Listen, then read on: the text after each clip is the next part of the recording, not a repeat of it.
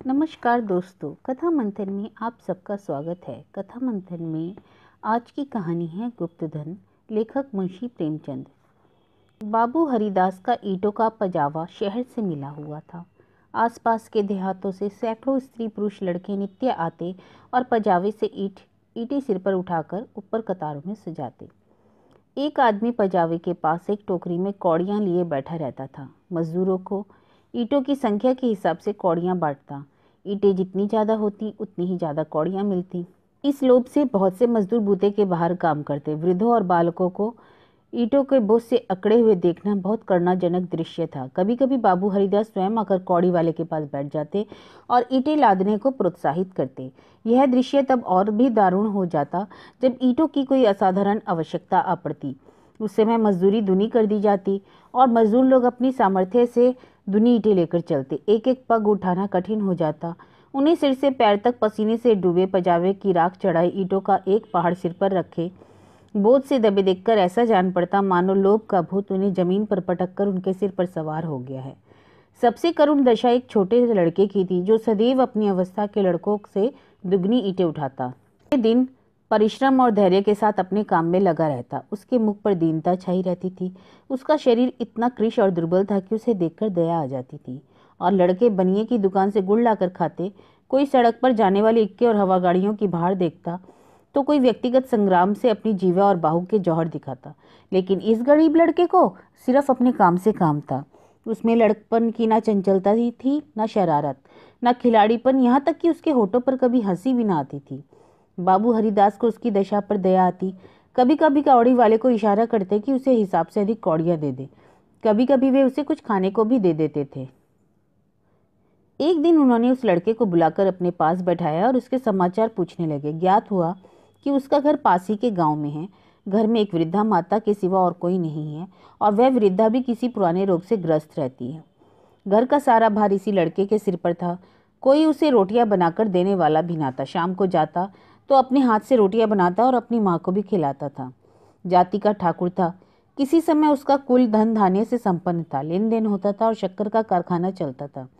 कुछ जमीन भी थी, किंतु भाइयों की स्पर्धा और विद्वेष ने उसे इतनी हीन अवस्था में पहुंचा दिया कि अब रोटियों के लाले थे। लड़के का नाम मग्न सिंह था।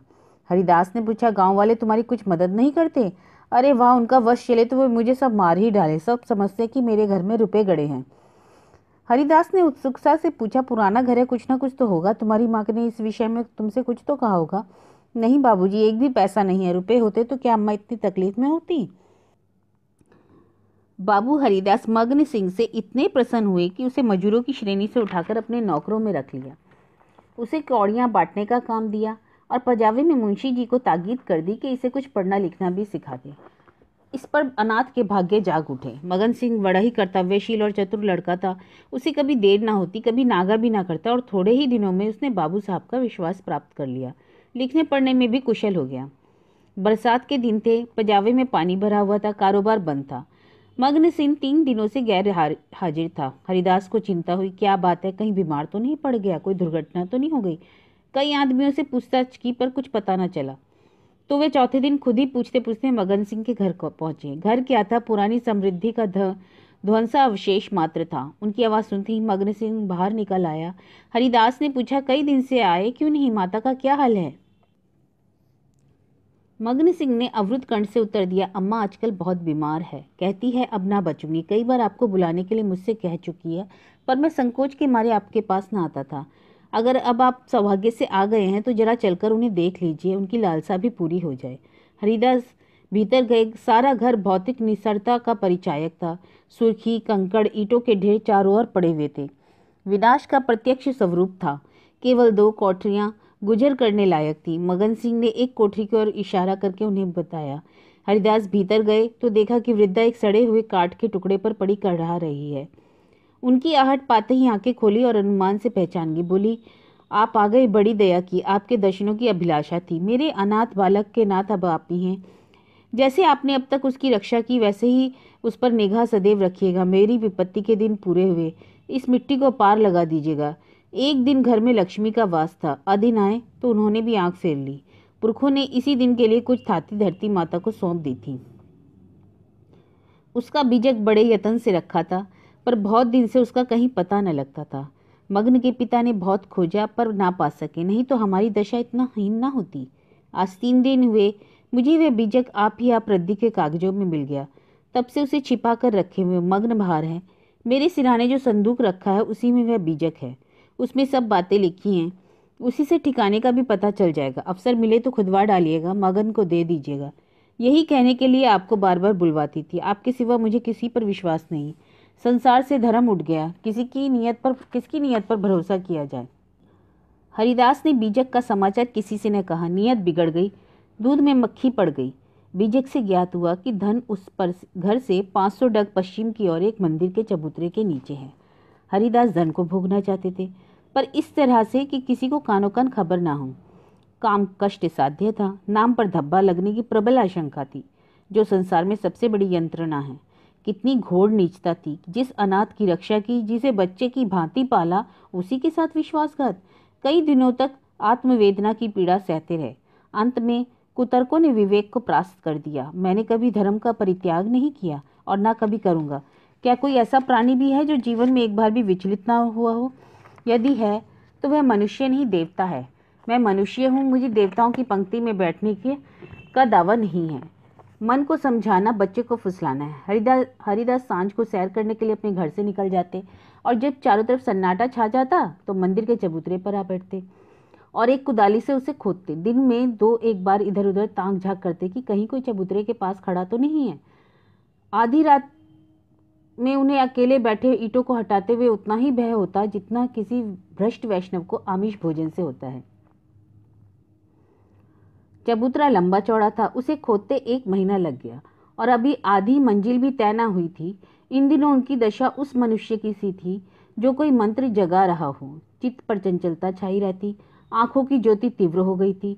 बहुत गुमसुम रहते, मानो ध्यान में हो, किसी से बातचीत ना करते। अगर कोई छेड़कर बात करता तो झुंझला पड़ते। पजावे की और बहुत कम जाते। विचारशील पुरुष थे। आत्मा बार बार इस कुटिल व्यापार से भागती। निश्चय करते कि अब चबूतरे की ओर ना जाऊंगा, पर संध्या होते ही फिर उन पर एक नशा सा छा जाता। बुद्धि विवेक का अपहरण हो जाता। जैसे कुत्ता मार खाकर थोड़ी देर के बाद टुकड़े के लालच में जा बैठता है, वही दशा उनकी थी। यहाँ तक कि दूसरा मास भी व्यतीत हुआ।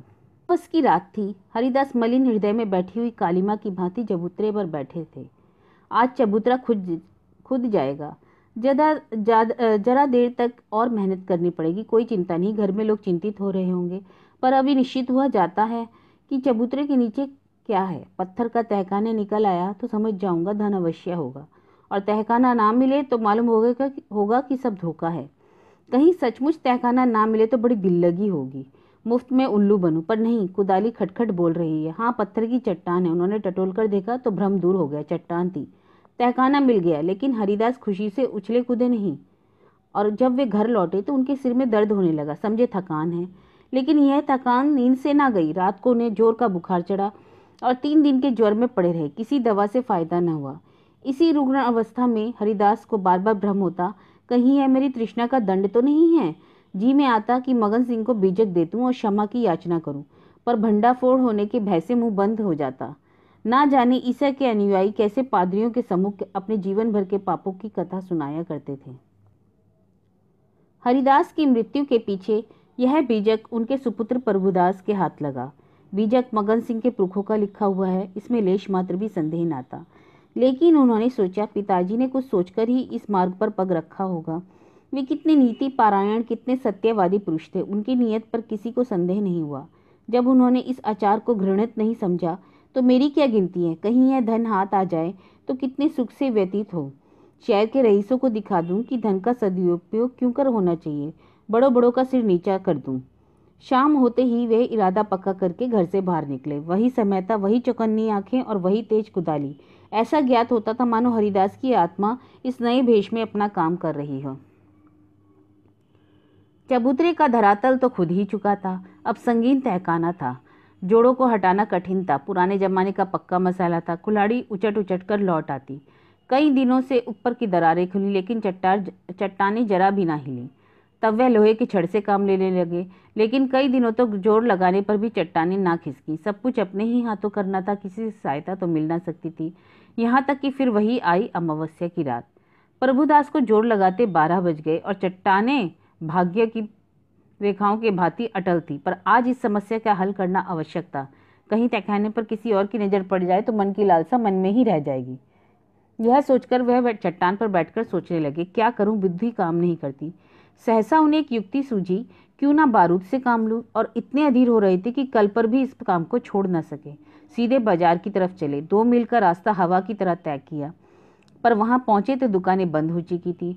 आतिशबाज हीले करने लगा, बारूद इस समय नहीं मिल सकता, सरकारी हुक्म नहीं है, तुम कौन हो, इस वक्त बारूद लेकर क्या करोगे, ना भैया, कोई वारदात हो जाए तो मुफ्त में बंदा बंदा फिरो, तुम्हें कौन पूछेगा। प्रभुदास की शांत वृत्ति कभी इतनी कठिन परीक्षा में ना पड़ी थी। वे अंत तक अनुनय विनय ही करते रहे, यहाँ तक कि मुद्राओं की सुरीली झंकार ने उसे वशीभूत कर लिया। प्रभुदास यहाँ से चले तो धरती पर पांव न पड़ते थे। रात के 2 बजे थे। प्रभुदास मंदिर के पास पहुंचे, चट्टानों की दराजों में बारूद रखा और दूर भागे। एक क्षण में जोर से धमाका हुआ, चट्टानें उड़ गईं। अंधेरा गाढ़ सामने था, मानो कोई पिशाच उन्हें निगल जाने के लिए मुंह खोले हुए है। प्रभात का समय था। प्रभुदास अपने कमरे में लेटे हुए थे।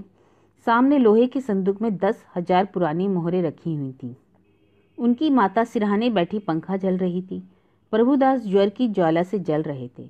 करवटें बदलते, करहाते, हाथ पैर पटकते, पर आंख लोहे की संदूक की ओर लगी हुई थी। इसी में उनकी जीवन की आशाएं बंद थी। मगन सिंह जब पजावे का मुंशी था, अब इसी घर में रहता था। आकर बोला, पजावे चलिएगा, गाड़ी तैयार कराऊं। प्रभुदास ने उसके मुख की और क्षमा याचना की दृष्टि से देखा और बोले, नहीं, मैं आज ना चलूंगा, तबीयत अच्छी नहीं है, तुम भी मत जाओ।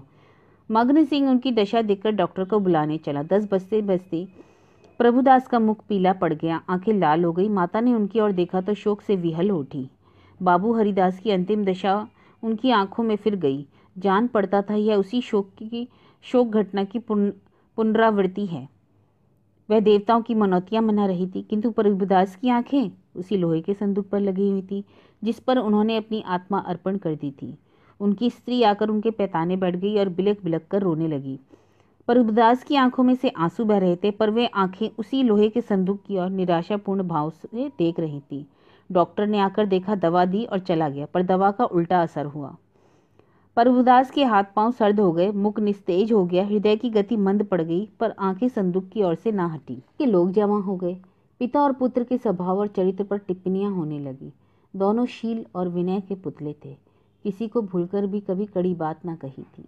प्रभुदास का संपूर्ण शरीर ठंडा हो गया था। प्राण था तो केवल आंखों में, जिससे वे अभी भी लोहे के संदूक को देख रहे थे। घर में कोहराम मचा हुआ था। दोनों महिलाएं पछाड़े खा खा कर गिरती थीं। मोहल्ले की स्त्रियां उन्हें समझाती। अन्य मित्रगण आंखों पर रुमाल जमाए हुए थे। जवानी की मौत संसार का सबसे करुण दृश्य होता है। यह वज्राघात है, विधाता की निर्दय लीला है। प्रभुदास का सारा शरीर प्राणहीन हो गया, पर आंखें जीवित थीं, जो अभी भी संदूक की ओर लगी हुई थी। जीवन ने तृष्णा का रूप धारण कर लिया। सांस निकलती थी पर आस नहीं। इतने में मग्न सिंह आकर खड़ा हो गया। प्रभुदास की निगाह उस पर पड़ी। ऐसा जान पड़ा मानो उनके शरीर में फिर से रक्त का संचार हुआ। अंगों में स्फूर्ति के चिन्ह दिखाई दिए। इशारे से उन्होंने अपने मुंह के निकट मगन सिंह को बुलाया और उसके कान में कुछ कहा और एक बार लोहे के संदूक की ओर इशारा किया। करते ही उनकी आंखें उलट गई, प्राण निकल गए।